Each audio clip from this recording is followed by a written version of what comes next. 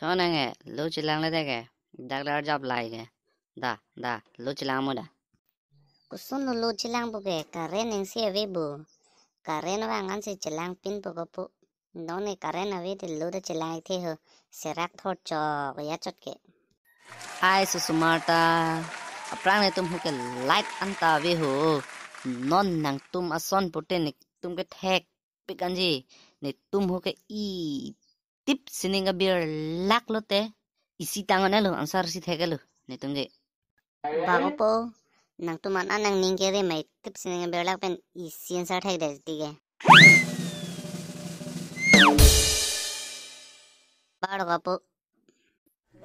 janong kok kangalo mo kok kang kente mas school le dun hala ko po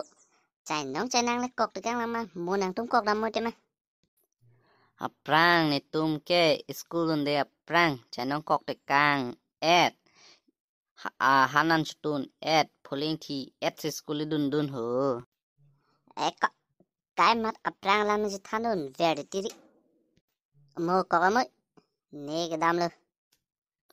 kok kang pin oi ko sele dong ko po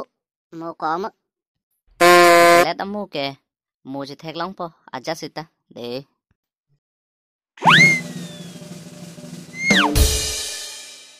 ko po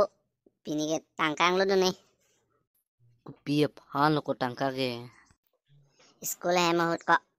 break hut biscuit chudun mo vedati la se tangkang lu dun ne ho aju tha ho aprang ne tum hut ke school hem ke tangka pon ka tang ho la se no nang tum da tangka pon ka tang school hem ke de la soni pu ke kai ta la son hili phan ge school hem ke tangka ke pon te pulis nang nep chegi la se tangka pon nang ne nang ge aprang ne tum hut inut amune tangkawan na school hem hut amat engke biskut chonam nam pulo amat student dong tangka kuson sige wan lo kona pen se tangka ke lang lo puma pulis pon de la si nanga tangka pon de ano nang ke pininge pasun ma felon le la pa sa la pu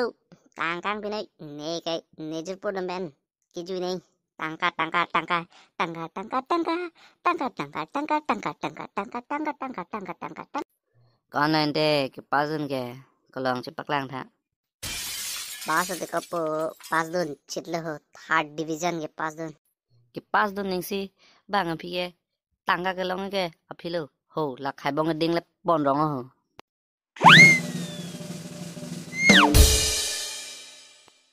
bait nang nam pi nei boko sabura college ki dun da therak me mi ditilo nikeng pen lokomat nijur pi den bang bait scooty pen se bang ho romane ende ka therak dun ong ong la ba ko nang ge do dem pen ge kete bok tang he le kona bat sin nang lang ma nang ta la ja ta ge le la ko jang ge thap phan ji lok lo la aya chi ne la ko bo ne phai nang nam pi nang po nang su pu dai ne vet nang ching hon ma nang ching hon he ma ho a jule no prang ne tum hot ke bat ke philam lo ne keng pen lok 10 kilometers dam that an e po tang te la ta college ta le la lang hat po nang